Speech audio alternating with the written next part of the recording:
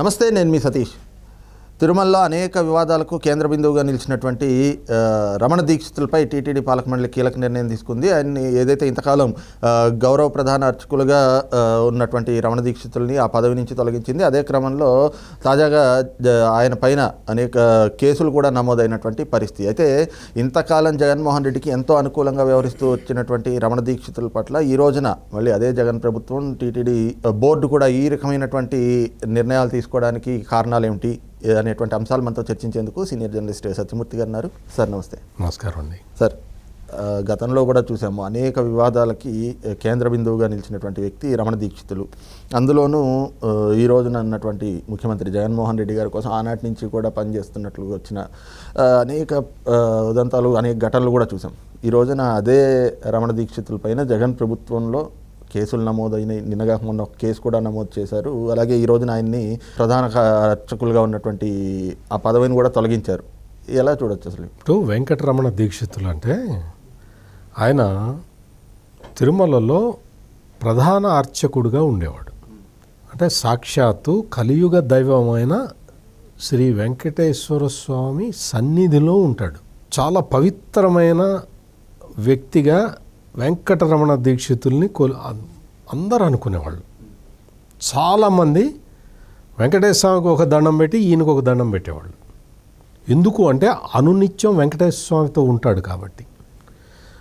అటువంటి వెంకటరమణ దీక్షితులు ఈ రోజున చూస్తే ఆ వెంకటరమణ దీక్షితుల స్థానము అప్పుడు ఆకాశంలో ఉండేది, ఇప్పుడు పాతాళంలోకి వెళ్ళిపోయింది.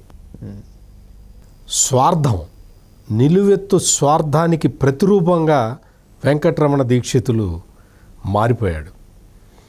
ఎప్పుడైతే తన ప్రధాన అర్చకత్వ పదవిని శాశ్వతం చేయాలని అడిగాడో అప్పుడు తెలుగుదేశం పార్టీ అధికారంలో ఉండేది.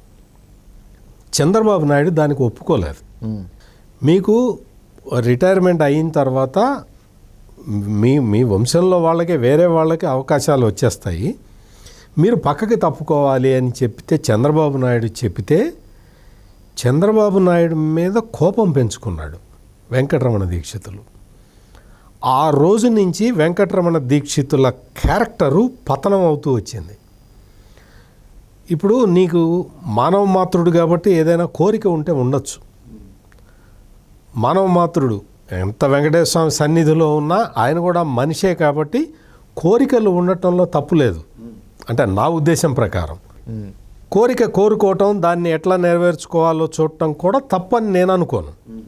కానీ అక్కడ రూల్స్ ప్రొవైడ్ చేయట్లేదు. నీ నిబంధనల ప్రకారం నీకు రాదు అని తెలిసి చంద్రబాబు నాయుడు చెప్పినప్పుడు అది వినకుండా చంద్రబాబు నాయుడు మీద వ్యక్తిగతంగా ద్వేషం పెంచుకొని ఆ వ్యక్తిగత ద్వేషాన్ని ప్రదర్శించడం మొదలుపెట్టి వెంకటేశ్వర స్వామి దగ్గర పింక్ డైమండ్ కొట్టేశారు అనే దాంతో మొదలుపెట్టాడు వెంకటరమణ దీక్షితులు. అసలు పింక్ డైమండ్ ఉన్నదా? అసలు అది ఏంటి? పింక్ డైమండ్ లేదు అని చెప్పి రికార్డులన్నీ స్పష్టంగా చెప్తూ ఉంటే వెంకటరమణ దీక్షితులు అంటే తనకున్న పేరుని, పలుకుబడిని అవన్నీ ఉపయోగించి పింక్ డైమండ్ పోయింది అని చెప్పి పదే అవన్నీ అబద్ధాన్ని చెప్తూ వచ్చాడు. వెంకటరమణ దీక్షితుల మీద ఆనాటికి భక్తులకి విపరీతమైన రెస్పెక్ట్ ఉండేది. దాంతో వెంకటరమణ దీక్షితులు చెప్పిన మాటల్ని భక్తులు నమ్మారు. పింక్ డైమండ్ పోయిందేమో అని అనుకున్నారు. ఆ పింక్ డైమండ్ని చంద్రబాబు నాయుడు తీసుకెళ్ళాడేమో అనుకున్నారు అందరూ, చాలామంది. ఆ విధంగా వెంకటరమణ దీక్షితులు చెప్పిన మాటల్ని విజయసాయిరెడ్డి వచ్చి మొత్తం దాన్ని పబ్లిసిటీ చేయటం మొదలుపెట్టాడు. YSR Congress party social media దాన్ని ఇంటింటికి తీసుకెళ్ళింది.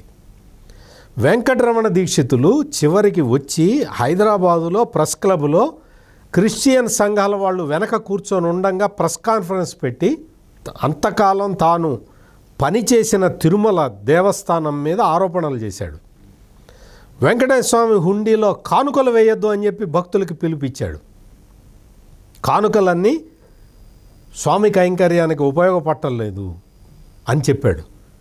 ఒక ప్రధాన అర్చకుడి స్థానంలో ఉన్న వ్యక్తి అట్లా చెబితే తిరుమల పవిత్రత ఏమవుతుంది?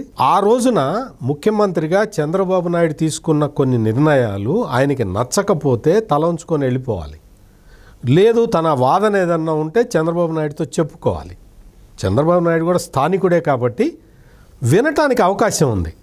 అటువంటిది వైఎస్ఆర్ కాంగ్రెస్ పార్టీ చేతిలో కీలుబొమ్మలాగా మారి క్రిస్టియన్ మత సంస్థల పెద్దల్ని వెనక నిలబెట్టుకొని హైదరాబాదులో వచ్చి ప్రెస్ కాన్ఫరెన్స్ పెట్టి మొత్తం చంద్రబాబు నాయుడు క్యారెక్టర్ మీద బురద చల్లే విధంగా ప్రవర్తించిన ఈ వెంకటరమణ దీక్షితులు ఆ రోజు నుంచి నైతికంగా పతనం కావటం మొదలుపెట్టాడు.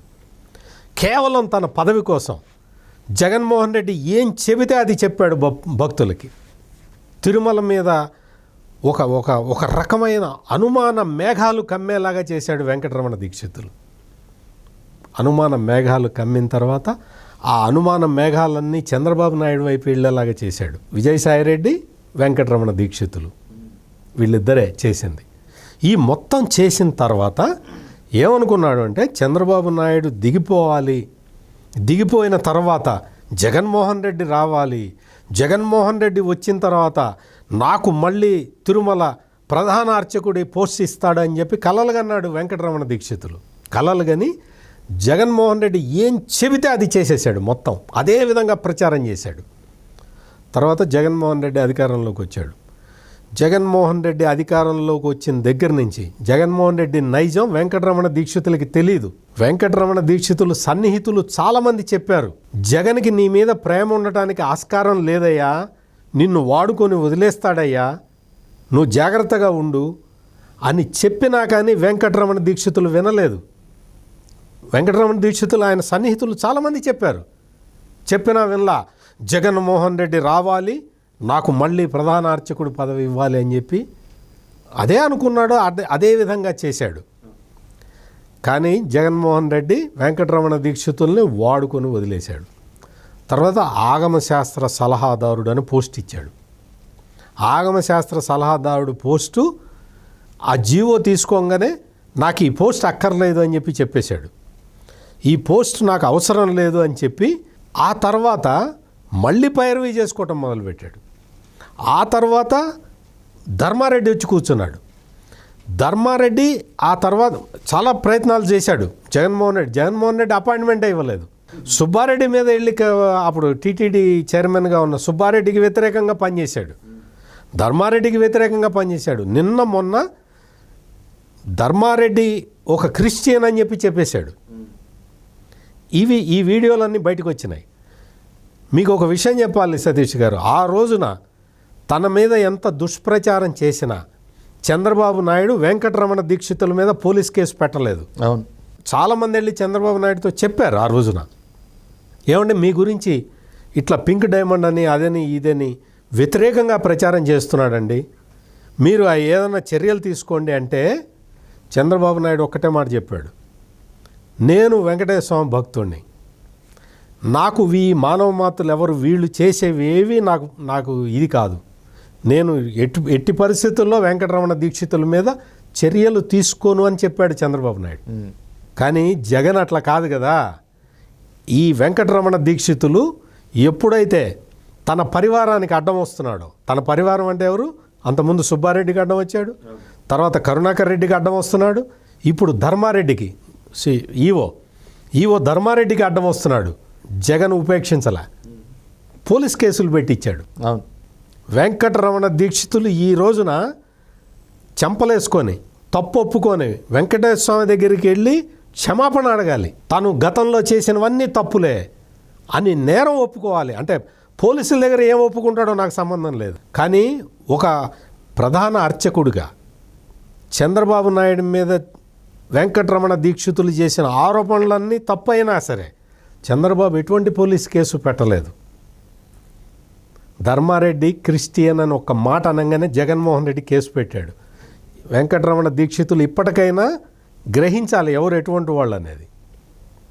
రైట్, ఇది చూస్తున్నాం కదా. మొత్తం మీద ఏదైతే జగన్మోహన్ రెడ్డి కోసం ఇంతకాలం ఆయనకు మేలు చేసే విధంగా అన్ని అబద్ధాల్ని ప్రచారం చేసుకుంటూ వచ్చినటువంటి రమణ దీక్షితులకి ఈ రోజున అసలు తత్వం బోధపడింది. ఈ క్రమంలోనే జగన్మోహన్ రెడ్డి ఏ విధంగా వ్యక్తుల్ని వాడుకుని వదిలేస్తాడు అనేటువంటిది తాజాగా చోటు చేసుకుంటున్నటువంటి పరిణామాలతో అర్థమవుతుంది. కాబట్టి రమణ దీక్షితులు తాను చేసిన తప్పులు ఇప్పటికైనా కూడా క్షమాపణలు చెప్పుకోవాల్సినటువంటి పరిస్థితి నెలకొనేలా చేసింది అన్నటువంటి భావన కూడా సీనియర్ జర్నలిస్ట్ సత్యమూర్తి గారు వ్యక్తం చేస్తూ ఉన్నారు.